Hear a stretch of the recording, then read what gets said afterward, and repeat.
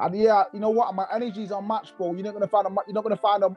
I ain't even gonna swear. I wanted to swear, but I'm not gonna swear. You ain't gonna find another person on this planet with my energy for this. It's impossible. I dare you. I double dare you to find somebody with this energy. I'm making young people like yourselves feel like there's something wrong with you. There's some what you need to look like that or him. There's nothing wrong with you who you are now, and that's why. So young boys now, their definition of masculinity, their definition of what being a man is, it's so warped, it's so wrong.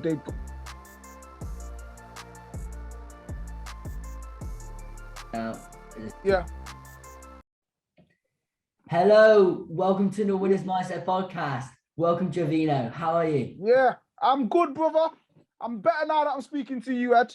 You know what I mean? Yeah, this is brilliant, Javeno. And like listening to all your videos on TikTok, Instagram, like the character that you are to have on now is just going to be really, really good for me and for all the viewers watching.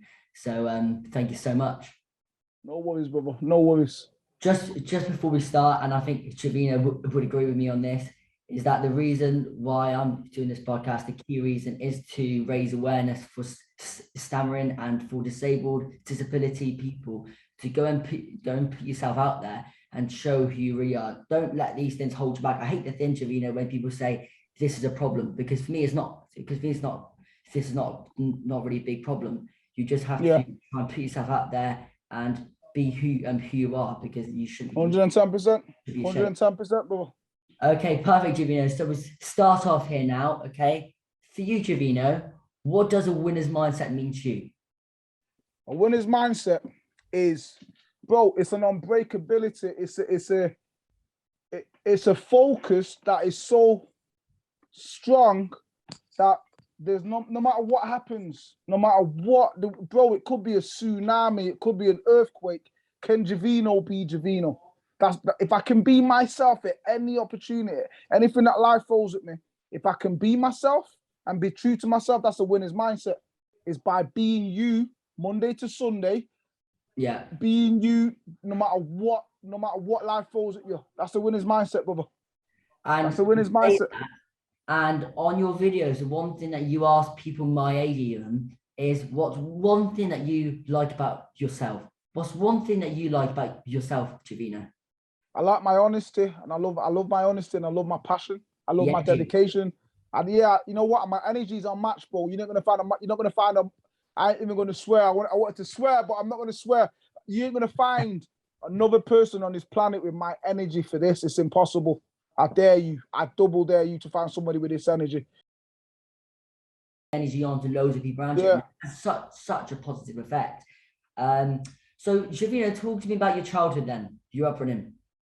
Yeah, my upbringing was good, Edward. My upbringing was, my mum and dad are fantastic people. My brother, I've come from a big family, man. There's a lot of us. We're very close. Me and my brother and my cousin Trevor, my brother Trevor.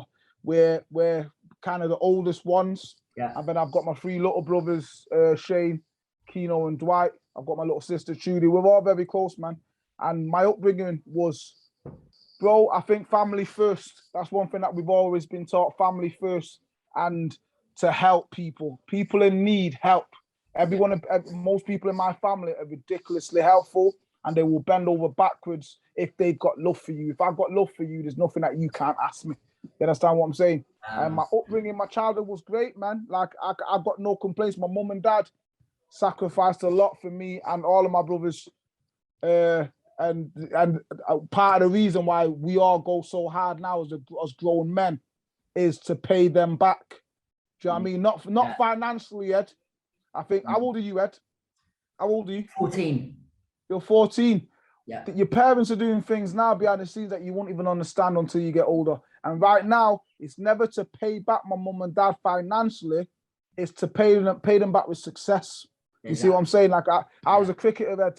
I was a cricket player, and my dad, bro, hundreds of trips up the motorway to London, to Kent, to Gloucester, to Worcester, to Northampton, to all over the place, dropping me off to play cricket.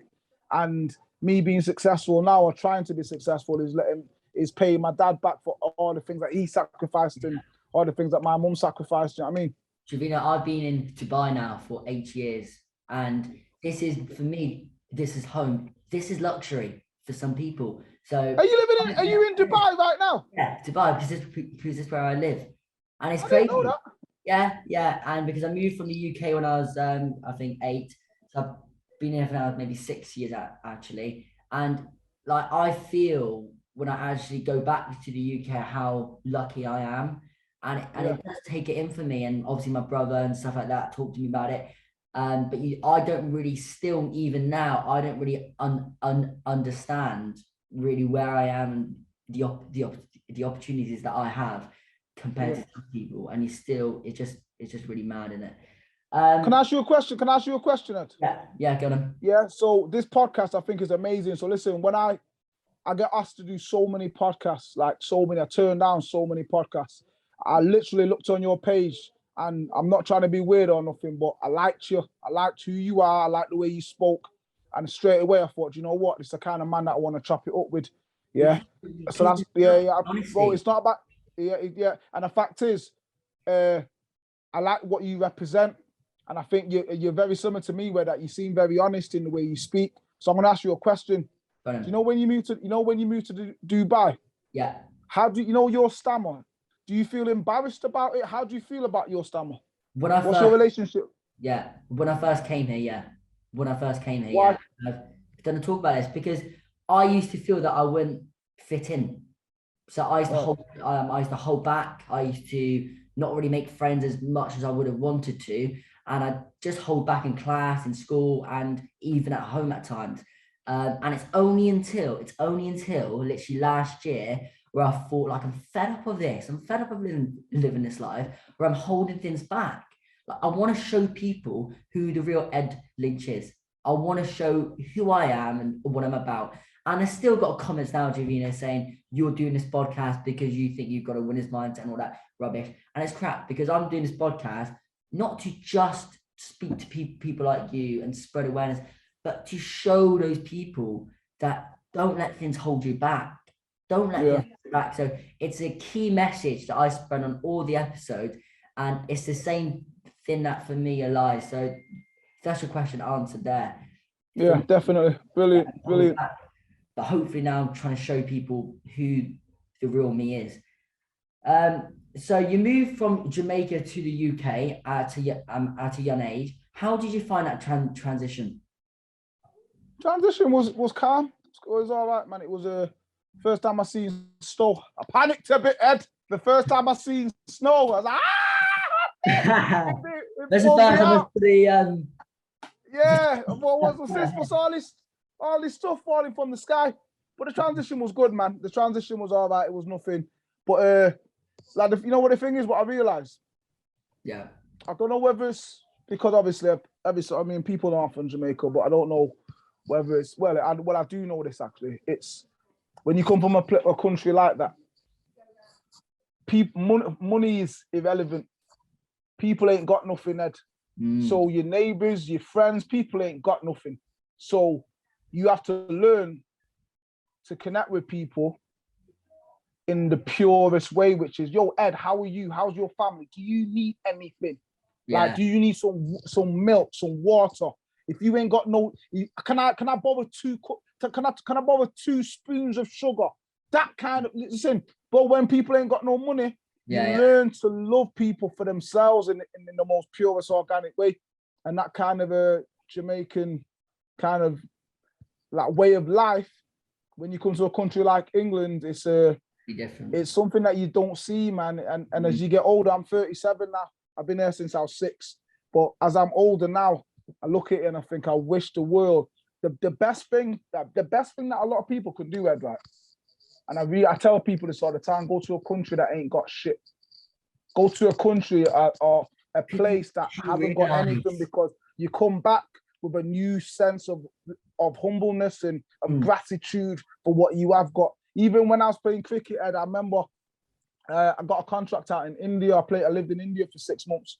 So I was playing cricket in India for 6 months in Bangalore and Karnataka. And I remember just looking and seeing the people in India that I seen every day, even fellow players that I was playing with. And I came back to England going, boy, we're lucky, you know, we're so lucky. A sense of gratitude, and I think, yeah, man, it humbles you when you know where you've come from. You can definitely like that path that you're gonna lead as you get older. You can be very specific in what you want because you know exactly where you come from. Yeah, for sure. And even when I go to countries now, like you just come back and it's a new world. It's like a new world, and you really realize where you are and really lucky you are. So let's talk about how you started your business then with the gym. So how did that come about then? Obviously from cricket player to business. How, you know, why? Bro, I'm gonna tell you a mad story. I told this story hundreds of times, Ed. I'm gonna tell you the maddest story, yeah. Let's go. Go on. And I'm gonna tell you as quick as possible. I work for the council, Manchester Council, yeah, and they wanted to put my name on flyers and put it around. This is when I was just starting out. Nobody knew who I was. I said, I've never, the way I am now, Ed, the maddest thing is everyone and people over the country and all over the world are seeing who I am now and giving me, yo, I've been this dude forever. This is why, yo, this dude, the cap, where my sliders at, slider gang, where my sliders at, this dude, yeah, where my sliders at. This dude, yeah, I've been this dude forever. So I remember at the council, started off sessions, exercise sessions, and they were dead. There was me and one little old lady called Brenda. Brenda's my queen to this day. She's the only member of the J7 gym that's got a lifetime membership, where it was me and Brenda by ourselves, a little old lady in a room. And the council wanted to put my name on flyers and put it through doors. I said, you can't sell me on no flyer. My energy will burn a piece of paper. You can't sell me on no flyer. The only way you can sell me is when you meet me, when you see me, when you feel me. You see what I'm saying? Yes. So Javeno Mclean circuit class on a piece of paper, people are going to get it and fold it up. So I had a bit of a beef with one guy who's a bit of a muppet that was like, oh, listen, it's not like you get the busiest classes in the world. I said, I haven't, but don't put my name on the flyer. So for 4 months, it was me and Brenda. Nobody turned up, just me and Brenda. Maybe 5 months. And then she loved it that much. Every session, Ed, even if it was just Brenda, I said, I'm going to give this little lady the sickest workout she's ever had. I may never see her again. So her experience with Javeno needs to be world class. I gave her the sickest set for 4 or 5 months. She liked it so much. Check this out. Sorry. She liked it so much. She told one person. That person saw somebody else. And then 1 became 5, 5 became 10. We had to go to somewhere else. 10 became 20, 30, 40. We got too big. We had to go to another place. 40 became 50, 60, 70, 80. Wow. We got so big, we had to go somewhere else. We ended up in a school in Blakely called Our Ladies, my old high school. And we ended up breaking the UK record for the busiest classes in the UK, where every Tuesday and Friday I'd get, I think the record officially was 146 people. And it was me by myself doing the class with a few of my staff, me leading the session with about 2 or 3 other members of staff. And if it wasn't for Brenda sticking with me for them 4 months, she wouldn't have told her brethren. And then bam, bam, bam. And then it grew organically because of word of mouth. A flyer couldn't do that. And if it wasn't for Brenda allowing me to develop and me just becoming a bit of the main person for exercise in the community, J7 won't be what it was now. What you're doing, Javeno, is just amazing. Like I see videos of you disabled kids, and it's passing new life to people. Like when I saw your chat with some teenage boys like me, and you said, "What's one thing you like about themselves?" They couldn't answer the first time. It's just that's the problem, and that's the massive. Yep. This is what I want to talk to you about now. Is that it's such a big problem that teenage boys feel like they can't say what they think because they can't express their feelings.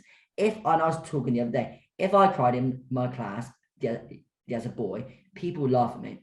If maybe one girl cried, people would be over at her to refuse gay. Boys feel like they can't really tell what they think. They can't show their emotion, and it's such a problem. Why though, Javeno? Why can't they? Is it because the Instagram? Is it because they're reading? It's the state of the world as it is. It's social media. It's just society, and this is the reason why I did that video, because I started to see a pattern, Ed, of young boys and young girls who the thing with me, Ed, is I've clocked on. There's a few things that I really dislike, and I'm trying to change the definition of them. So I didn't like the word gym. I hate gyms. Like I hate the way when you say to somebody, especially a woman, gym, they've got a feel. Oh, it's a bit. Oh shit, I'm gonna get looked at, and a sense of isolation and loneliness. So that's why I call my place J7 Health Center, because I want to redefine what people's experiences with a gym was. So now, when a disabled person hears a gym, it was a bit of a scary thing. I want to redefine that relationship. So young boys now, their definition of masculinity, their definition of what being a man is, it's so warped. It's so wrong. They've got, I don't know whether it's because of social, it's an accumulation of social media, society, and just watching the wrong people, that they think that being a man looks like this.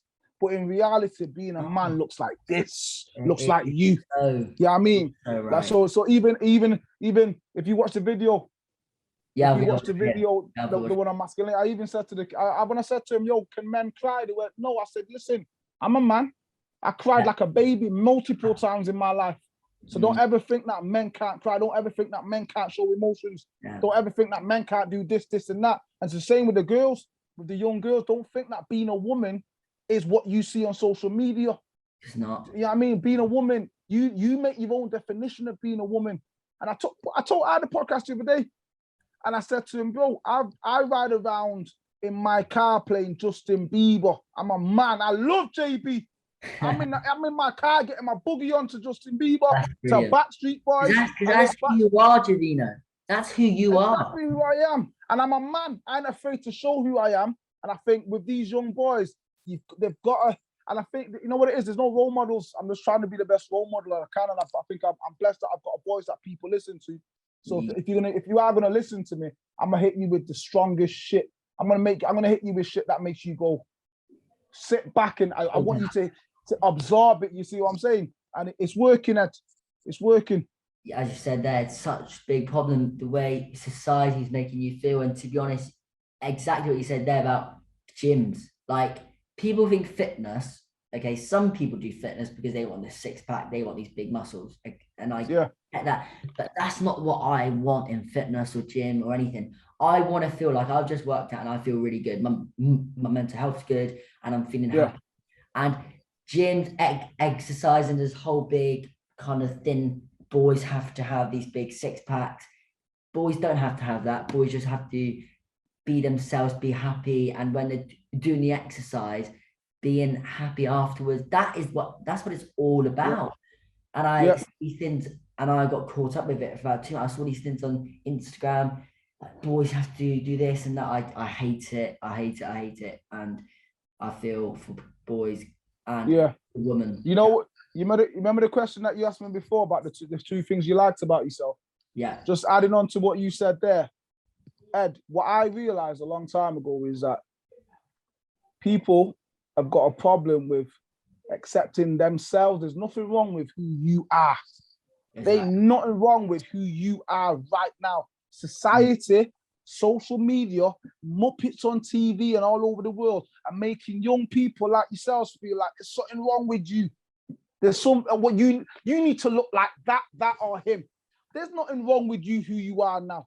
And that's why it's an awkward question when you say to somebody, tell me something that you like about yourself. Because the way the world is right now, it's making people feel like they're not supposed to like themselves. They're not supposed to say, you know what, I'm all right, you know. No, I don't need a six-pack. I'm all right with what I've got. I don't need. That's the world right now. So that's why that question came up, because I started clocking on that these young boys and young girls, the lacking self-worth and self-worth. Ed, you're 14 years old. I'm telling you this now. There's nothing more important in this world than self-worth and confidence. Knowing yourself and really valuing who you are as a person. Once you do that, bro, you ain't going to give a shit what anybody thinks. You're going to crack on with your life, walk in the path that Ed wants, walk in the path that Javeno wants. Self-worth, baby. For real. And it's not going to let fear control you. What I've tried to do in this podcast is not let the fear of doing this podcast control me. I just want to do it because I do have fun doing it. I really enjoyed it. And I think, how would you say, you know, fear is such a big thing, like people won't take risks because fear, or the failures, that may happen, that could happen, like if it could happen. But Yeah, really, why don't you just go and express yourself? Be fearless. gotta So be fearless. was there a moment in your career and life where you've maybe felt fearful of something, but you went out and go and chased it? And what was your mindset like? So I'm from a sporting background, Ed. I'm from a sporting background, so I've studied legends in sport and mentality. And I've always looked at them and watched them and I thought, they're doing things that I'm doing right now. Yeah. So I always believed in myself like that. But then growing up, I got to a point where I said, why not?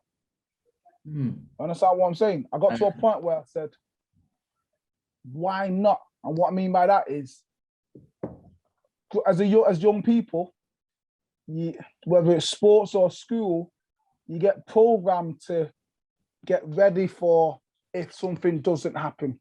If you don't do good in your exams, if you don't find the love of your life, if you don't get a good job, if you don't do this, you always get programmed to kind of that kind of role. Like, why not? One, yeah. I'm not sorry, not why not. Like, what if that happens? And I started thinking, I watched something. I read a book with Michael Jordan. This is when I was about 16. I was playing cricket, trying to be a professional cricketer. And I read a book with Michael Jordan. Michael Jordan said, why am I going to think about, somebody asked him, a reporter, what do you do about the shots that you miss?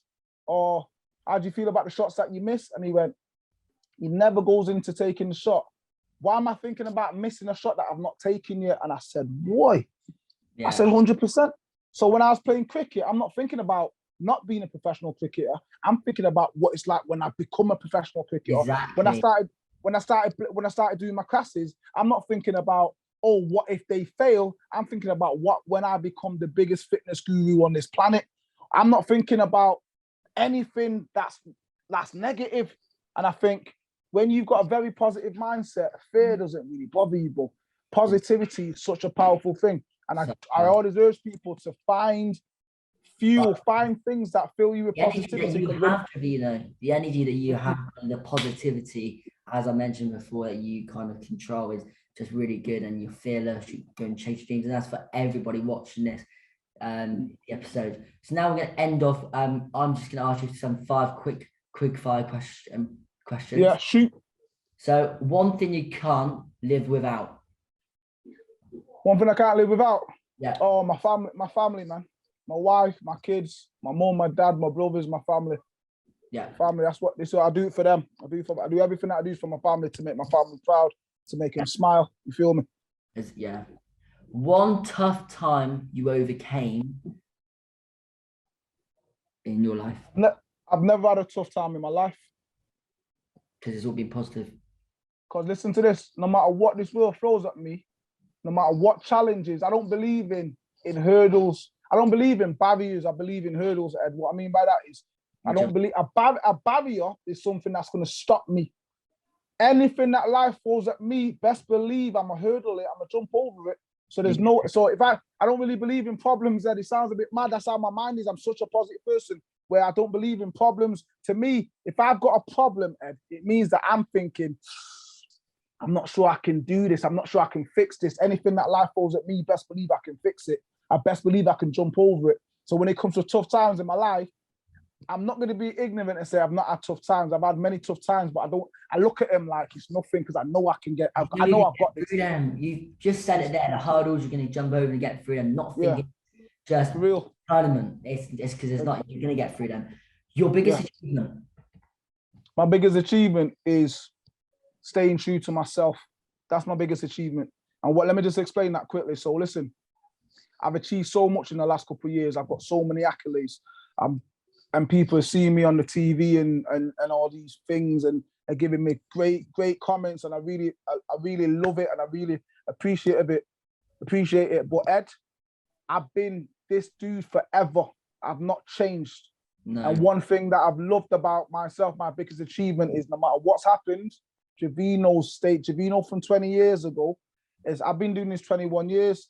Ain't nothing different. If you went back in time to 20 years, Javeno still, I've stayed true to myself. So I'm getting success by being Javeno and getting success by being me, not trying to be no clout chasing celebrity doing all this crap. You know what I'm saying? Yeah, So my biggest achievement is my honesty to myself and being true to myself. Cool. 3 words that you would use to describe yourself. Passionate, dedicated, and humble. Perfect. I'm funny as well. You're gassing me. This whole thing is brilliant. Like, I knew it'd be like this. It's just been class. Like, you. Well, we need to do it again.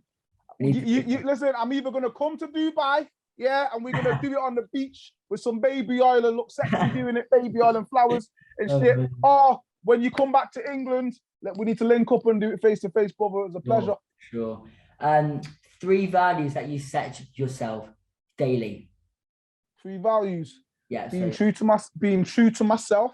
Yeah. Being the hardest worker. Work ethic is vital. And the first thing is, can I influence everybody that I touch? Can I inspire everybody that I come across? Every morning I wake up at 4:30 before I leave my house. I said, everybody that comes in contact with Javeno today, I need to fill you. I need to pump you with energy.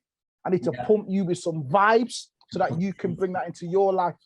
Every single person. Could be you, your mum, your cat, your dog, the squirrel outside in the garden. If you contact me, best believe I'm gonna fill you with energy. I'm gonna fill you with some love. For sure. Like, that's just mad because when you try and help people, care for people, try to influence them is so important. So that is the end of now, Javeno. You've been brilliant. Fantastic.